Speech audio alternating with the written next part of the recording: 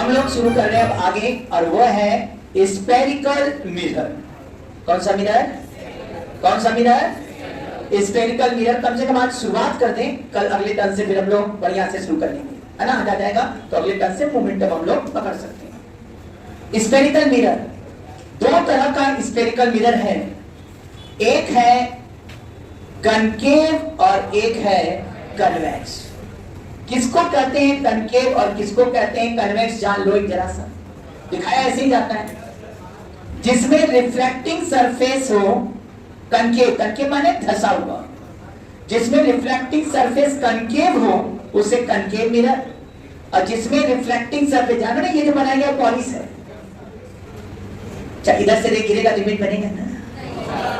हाँ, देखते हो ना मिरर, उधर से इधर पॉलिश लगा रहता है, किधर से मिरर देखते हो, इमेज देखते हो अपना, जिधर रिफ्लेक्टिंग सरफेस है ना, तो इसका मतलब रिफ्लेक्टिंग सरफेस का मेन रोल है। अरे इधर से गिरेगा तो इमेज बनेगा, तो ये रिफ्लेक्टिंग सरफेस कन्वेक्स है तो कन्वेक्स मिरर, और रिफ्लेक्टिंग सरफेस कनकेव है तो यह कनकेव मिरर होगा। क्या हमारी बातें समझ पा रहे हैं हमारे स्टूडेंट? बोलिए, कौन है कनकेव मिरर, कौन है कन्वेक्स मिरर? क्लियर हो गया? ये कौन सा मिरर है? कन्वेक्स। और ये कौन सा मिरर है? अब ये बनता कैसे समझना, जैसे एक पूरा स्फीयर, भाई स्फीयर 3D समझना तुम लोग जरा सा। ये जो हम लोग देखते हैं ना बेटा, ये ऐसा सीन नहीं है। एक्चुअली आपने मिरर देखा होगा, लेंस से मिरर देखा होगा प्रैक्टिकल करते समय, तो अपर्चर सर्कुलर होता है। एक्चुअली में एक स्फीयर है और स्फीयर से ये काट लिया गया,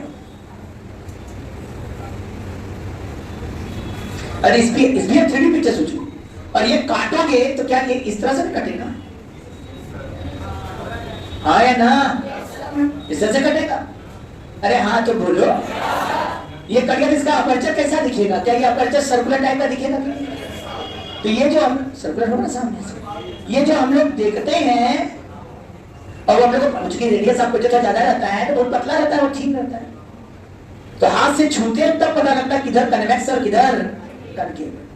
तो ये जो हम लोग देखते हैं वो साइड सीन है। साइड सीन माने सामने से नहीं है, फ्रंट से नहीं है। अब तुम भी सोचो ऐसा सरफेस रखाएगा तो हम लोग तो ऐसे ही दिखे। क्लियर है ना बेटा? यही इसीलिए बोला जाता है कि ये मिरर जिस स्फीयर के पार्ट है, यह स्फेरिकल मिरर जिस स्फीयर का पार्ट है उसका कोई सेंटर होता होगा ना, वही सेंटर ऑफ कर्वेचर है। मजेदार बात है, इसमें कनकेव मिरर में सेंटर ऑफ कर्वेचर इधर होगा, जबकि कन्वेक्स मिरर में सेंटर ऑफ कर्वेचर किधर होने वाला है बेटा? इस साइड सेंटर कर्वेचर है। ये कुछ भी आ रहा है कि नहीं समझ में यहाँ? इस सेंटर ऑफ कर्वेचर, और ये जो पोर्शन है ना बेटा जो मिरर का, उसका बीच वाला पार्ट लिया गया तो इसको पोल कह दिया गया। पोल और सेंटर ऑफ कर्वेचर को मिलाने वाले लाइन को हम लोगों ने नाम प्रिंसिपल एक्सिस रखा। पोल और सेंटर ऑफ कर्वेचर को मिलाने वाला लाइन प्रिंसिपल एक्सिस, और इसका प्रिंसिपल एक्सिस ऐसे बना दो।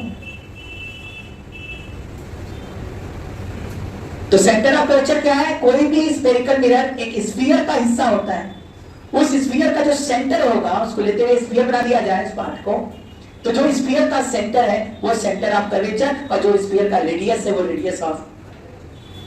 आया कि नहीं? क्लियर है? इसका मतलब साफ आ गया। चलो पहले कनकेव मिरर, ये कनकेव मिरर, इसको अगर नाम बोल दिए, और यहां पर कहीं सेंटर होगा जिसको नाम सेंटर ऑफ कर्वेचर, इसका रेडियस ऑफ कर्वेचर आर। इसमें एक टर्म और डिफाइन करते हैं, फोकस। क्या कहा गया focus? The rays which is parallel to the principal axis after reflection through the mirror, it passes through a point on principal axis or appear to coming out from a point on the principal axis, that particular point is called focus. Principal axis के parallel आने वाली race reflection के बाद principal axis के जिस point से पास कर रहा है, या जिस पॉइंट से आता हुआ अपीयर होगा रिफ्लेक्शन के बाद, उस पॉइंट को हम फोकस कहेंगे। दोनों शब्द क्या बोलना चाह रहे हैं समझिएगा। यहां प्रिंसिपल एक्सिस के पैरेलल ये लाइन है, और इस जो भी पॉइंट है यह मान लो यहां नॉर्मल डाल दिया जाए तो यह रिफ्लेक्शन के बाद ऐसे जाएगा बेटा, तो इस पॉइंट का नाम क्या रखा गया? फोकस। निसंदेह यह रेज इधर से किधर कर रहा है? इधर आए, कन्वर्ज कर रहा है, एक प्रकार से कन्वर्ज करा रहा है। इधर से भी डालोगे, अच्छा जानते नहीं आपको नॉर्मल कैसे डालेंगे? यहां नॉर्मल डालने के लिए यम से सी को मिला दो, क्योंकि स्फीयर पर जो नॉर्मल होता है वो वास्तव में रेडियस के अलावा होता है। सेंटर से इस पॉइंट को मिला तो नॉर्मल हो गया। क्या भाई समझ में आया कि नहीं? तो प्रिंसिपल एक्सिस के पैरेलल रेज आया और यहां नॉर्मल डाला, ये कट गया यहां पर फोकस। अच्छा बोलो भाई ये कन्वेक्स मिरर है, मान लो इसका ये पोल होगा और इसका ये सेंटर ऑफ कर्वेचर होगा भाई। और प्रिंसिपल एक्सिस के पैरेलल लाइन ये आया, इसको हम लोग यहां से मिला दें, ये कुछ भी आ रहा है और यहां से रिफ्लेक्ट करेगा तो किधर जाएगा? ये नीचे नहीं ऊपर आएगा। क्या ये रेस को डाइवर्ज कर रहा है कि नहीं? और ये देखेंगे तो लगे, मैंने बताया था हमारे हाथ का काम, यह देखेंगे तो लगेगा यहां से आ रहा है। यह पॉइंट क्या है? फोकस। इसीलिए डिफिनेशन में दो बात है। The rays parallel to the principal axis after reflection it intersect a point on the principal axis. That point is called the focus. This is for concave mirror, and this concave mirror is also known as converging mirror also, because all the parallel rays after reflection it appear to converge at a point. Yeah, it converge at a point, but not appear. It converge at a point. देख रहे हो यहां से भी आएगा तो ये reflex के बाद कन्वर्ज करता हुआ दिख रहा है, इधर से भी आएगा तो कन्वर्ज, ये कन्वर्ज करता हुआ दिख रहा है, इसलिए इसका नाम क्या रखा गया? Converging mirror. और यहां देखो ये प्रिंसिपल एक्सिस के पैरेलल रेज आ रहा है, ये रिफ्लेक्शन के बाद ऐसा लग रहा है, देखने से काट तो कहीं नहीं रहा है, प्रिंसिपल एक्सिस को काट तो नहीं रहा है, लेकिन आंख से देखेंगे तो लगेगा यहां से आ रहा है, क्योंकि तो सीधा आता हुआ दिखता है। तुम्हारी आई को लगेगा कि प्रिंसिपल एक्सिस के इस पॉइंट से आएगा ये, तो इस पॉइंट का नाम क्या रख दिया? फोकस। इसलिए डेफिनेशन में क्या बोला? The rays which are parallel to the principal axis after reflection it intersect at a point on the principal axis और appear to coming out from a point on the principal axis. That particular point is called focus. तो पहला definition मैंने चिल्लाया, वो पहला point वो वास्तव में कनकेव के लिए था, दूसरा पॉइंट जो बोला appear to coming out from a point on the principal axis वो कन्वेक्स के लिए। इसलिए कन्वेक्स मिरर को हम डाइवर्जिंग मिरर कहते हैं और कनकेव मिरर को हम कन्वर्जिंग मिरर कहते हैं। तो यह कन्वर्जिंग मिरर और ये क्या है? Diverging mirror. नोट किया? क्लियर? अब फोकस की वैल्यू की बात कर रहे हैं, थोड़ा जल्दी करो, जल्दी से यहाँ पे वैल्यू लिखते हैं हम। एक बात बताओ, मान लिया ये एंगल थीटा है और जानते हो यहां से यहां तक का डिस्टेंस आर होगा, रेडियस ऑफ कर्वेचर। अच्छा ये भी डिस्टेंस आर होगा क्योंकि ये भी तो सेंटर से सर्कमफरेंस को जोड़ रहा है। अच्छा ये थीटा इंसिडेंस एंगल है तो रिफ्लेक्टेड एंगल भी थीटा होगा, और ये पैरेलल है तो ये थीटा, तो सर इसको भी थीटा ही कहा जाती है। सर ये यदि x है तो ये बेचारा r है। अरे x का वैल्यू निकालना है तो हम यहां पर लगाना चाहते हैं साइन रूल। साइन रूल समझिएगा, यदि ये साइड लेते हैं x तो अपान x के सामने ये वाला एंगल है x अपान साइन थीटा, हाँ है ना। और जब बेटा ये वाला साइड लेंगे तो ये r अपान ये वाला एंगल साइन 180 माइनस 2 थीटा। सही माने बोले तो ये x बाई साइन थीटा जिंदा है, ये r अपान साइन 2 थीटा होगा। जो समझदार है समझ रहे ये x अपान साइन थीटा, और ये जो साइन 2 थीटा है वो 2 साइन थीटा कॉस थीटा हो जाता है, साइन थीटा गया और x इक्वल टू आया r बाई 2 कॉस थीटा। मतलब यदि मिरर पर पैरेलल रेज थीटा एंगल पर इंसिडेंट होगा तो यहां से सेंटर से यह कितने दूरी पर गिरेगा बेटा? सेंटर से r बाई 2 कॉस थीटा, ये सेंटर है बेटा। हाँ पोल से इसकी दूरी जो होगी f की वो pf, तुम भी समझ रहे, ये पूरा r है और ये x है, तो ये आप कहोगे r माइनस x और x का value r by 2 cos theta. बड़े आराम से बाहर करेंगे 1 - 1/2 cos थीटा। कहीं ना कहीं इसमें हम लोग को दिख रहा है अलग अलग थीटा पर गिरेगा तो ये अलग अलग जगह मिलेगा, अलग अलग जगह काटेगा। इसीलिए कहते हैं भाई स्फेरिकल मिरर में अब्रेशन होता है। अब्रेशन माने एक जगह से पर गिरने वाला मतलब नियम से एक ऑब्जेक्ट से निकलने वाले रेज रिफ्लेक्शन के बाद एक ही पॉइंट पर कटने चाहिए। एक ऑब्जेक्ट से निकलने वाले रेज रिफ्लेक्शन के बाद एक ही पॉइंट पर कटने चाहिए। यदि एक ही पॉइंट पर नहीं कट के अलग अलग जगह कटे तो उसको हम क्या कहते हैं? Spherical abrasion. उसको अब्रेशन कहते हैं और ये जो कि स्फेरिकल शेप के कारण है इसलिए इसका नाम हम रखते हैं स्फेरिकल अब्रेशन।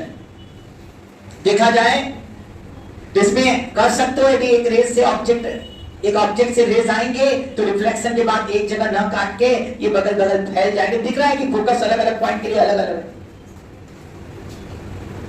सुन रहे हो क्या? इसलिए कहते हैं भाई कि स्फेरिकल मिरर में क्या पाया जाता है? अब्रेशन। अब्रेशन माने एक डिफेक्ट ऑफ इमेज है। क्या इमेज है डिफेक्ट में? कि पैरेलल आने वाली रेज एक ही जगह मिलनी चाहिए सब, ताकि सबका फोकस एक ही हो। या यह बोला जाए किसी ऑब्जेक्ट से यदि रेज निकले तो रिफ्लेक्शन के बाद उसको एक ही जगह इमेज बनाना चाहिए। सभी रेज चाहे 50 रेज निकले, यदि ऑब्जेक्ट से निकला है सेम ऑब्जेक्ट से तो रिफ्लेक्शन के बाद एक ही जगह गिरना चाहिए। लेकिन ऐसा होता यदि अलग अलग जगह मिल रहे हैं तो हम कहते हैं पॉइंट ऑब्जेक्ट का पॉइंट इमेज न बनकर स्प्रेड कर जाता है। पॉइंट ऑब्जेक्ट का पॉइंट इमेज न बनकर स्प्रेड जो कर जाता है इसी को हम कहते हैं अब्रेशन। ये इनके स्फेरिकल शेप के कारण होता है इसलिए इसको हम बोलते हैं स्फेरिकल अब्रेशन। तो स्फेरिकल मिरर में कौन सा अब्रेशन होता है? Spherical abrasion. क्या है स्फेरिकल अब्रेशन? समझ में आ रहा है थोड़ा थोड़ा? क्या है स्फेरिकल अब्रेशन सर? सर एक पॉइंट ऑब्जेक्ट से निकलने वाला rays monochromatic rays, monochromatic rays, monochromatic rays, एक मोनो एक ही वेवलेंथ वाला रेस, एक पॉइंट ऑब्जेक्ट से निकलने वाला मोनोक्रोमेटिक रेस रिफ्लेक्शन के बाद एक ही पॉइंट पर न मिलकर अलग अलग जगह मिल रहे हैं और स्प्रेड कर जा रहा है। तो इमेज ये स्प्रेड कर जा रहा है, पॉइंट ऑब्जेक्ट का पॉइंट इमेज न मिलकर फैल जा रहा है हल्का सा, इसी को हम क्या कहते हैं? Spherical abrasion. इसमें मोनोक्रोमेटिक रेज जरूर कर देना ताकि वेवलेंथ का कोई इफेक्ट नहीं। तो कौन सा अब्रेशन पाएगा? स्फेरिकल। इसीलिए आजकल स्फेरिकल मिरर का यूज नहीं होता है। आजकल स्फेरिकल मिरर के जगह पैराबोलिक मिरर यूज करते हैं। और पैराबोला का खासियत सभी पैरेलल रेज जो गिरेंगे और रिफ्लेक्शन के बाद सब एक पॉइंट पर मिलते हैं। और ये अभी हमारे सिलेबस में नहीं, मैथ वाले प्रूव भी करते हैं कि पूरा पैरेलल एक्सिस जो प्रिंसिपल एक्सिस के पैरेलल जो लाइन होगा पैराबोला में वह सभी रिफ्लेक्शन के बाद एक ही पॉइंट पर मिलेंगे। इसीलिए आजकल स्फेरिकल मिरर की जगह हम लोग पैराबोलिक मिरर लेते हैं जिसमें अब्रेशन नहीं होता है। पूछता है क्वेश्चन, यदि हम अब्रेशन हटाना चाहते तो क्या करेंगे? Parabolic mirror. कौन सा अब्रेशन पाया जाता है इस मिरर में? Spherical abrasion. क्या है अब्रेशन? सर पॉइंट ऑब्जेक्ट का पॉइंट इमेज न बनकर स्प्रेड कर गया तो ये अब्रेशन। अब हम लोग चूंकि स्फेरिकल मिरर ही खेलना है, आइडियल केस में कहा जाता है भाई हम चाहते हैं कि पैरेलल आने वाली रेस सब एक ही जगह मिले ताकि अब्रेशन रिड्यूस हो जाए। तो उसके लिए हम लोग जितना क्वेश्चन लगाएंगे सब लगाएंगे पैरेक्सियल रेस के लिए। किसके लिए? Paraxial rays. भले अब हम बोले ना बोले समझ जाना, पैरेक्सियल रेस उसको कहते हैं जो प्रिंसिपल एक्सिस के पास है और मार्जिनल रेस उसको कहते हैं जो प्रिंसिपल एक्सिस से दूर है। जो प्रिंसिपल एक्सिस से दूर हो मार्जिनल और जो प्रिंसिपल एक्सिस के पास वह paraxial.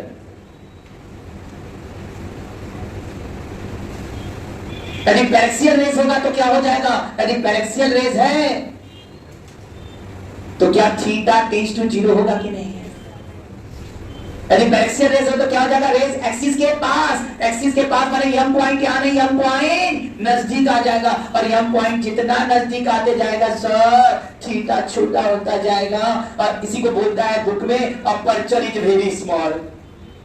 Aperture is very small मतलब जहां लाइट गिर रहा है वो रीजन बहुत छोटा है, यदि उसको छोटा कर दिया जाएगा और थीटा टेंड्स टू 0 कर दिया जाएगा। यहाँ पर है हम लोग थीटा टेंड्स टू 0 तो समझ लोगे cos 0 हो जाएगा 1 और 1 - 1/2 for paraxial rays. For paraxial rays या ब्रैकेट में अपर्चर इज वेरी स्मॉल।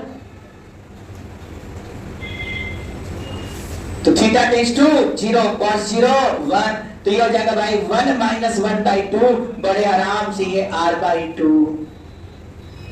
इसका मतलब हम लोग चाहे ढेर सारा जितना पढ़े, एक्चुअल में सब फॉर्मूले जितने हैं हम लोग को जो पढ़ना है, भले बुक वाले लिखे ना लिखे, सब पैरेक्सियल रेस के लिए पढ़ते हैं।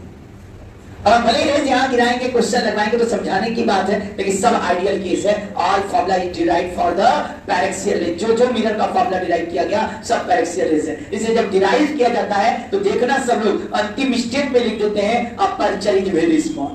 चाहे 1/m बराबर 1/v प्लस 1/u ही क्यों ना हो, वो सब अपर्चर इज वेरी स्मॉल, तभी वो सब फॉलो करेंगे।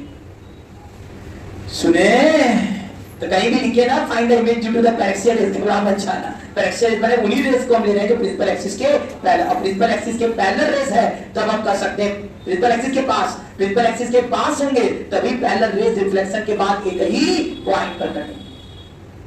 अब इसको हम क्या कहेंगे? फोकस। अब फोकस का वैल्यू, हाँ हम लोग का सिलेबस में सभी पैरेक्सियल रेस है, इससे आंख बंद करके कहीं कोई बोले या ना बोले हम यही कहते हैं F इक्वल टू r/2। सुने,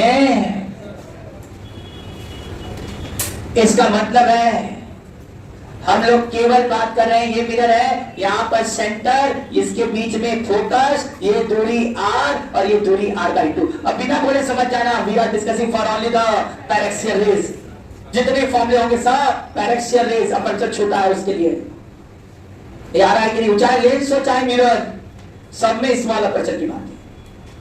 मार्जिनल रेस की बात, मार्जिनल रेस किसको करे बताए थे? जो प्रिंसिपल एक्सिस के थ्रू रेस को मार्जिनल रेस करे। मार्जिनल रेस में तो फोकस ही हर का अलग अलग हो जाएगा। पैरेक्सियल रेस के लिए फोकस जो लोग रट के बैठे हैं, F equal to r/2, this is for the approximately लहर मान दो। क्लियर? अब कुछ भूलोगे? अब बताओ, कन्वेक्स मिरर होगा तो किधर फोकस होगा भाई? कन्वेक्स मिरर है तो सेंटर ऑफ कर्वेचर इधर, तो फोकस भी, और फोकस का वैल्यू यहां भी हम क्या लिखेंगे? r/2। ये आया कि नहीं आया? कहां से? थ्योरी सब समझ में आ गया ना? हमने पहले ही एक्सेप्शन पर बात किया, छोटा सा समय था उसका हमने यूज करके इसको कंप्लीट किया। अब अगले टर्न हम लोग सभी फॉर्मूले पर बात करेंगे, लेकिन सब फॉर्मूला किसके लिए होगा? और हम पैसे लिखेंगे भी नहीं, समझ जाना, सब आप खेलेंगे, दिमाग में बस रखना, theoretically is all are for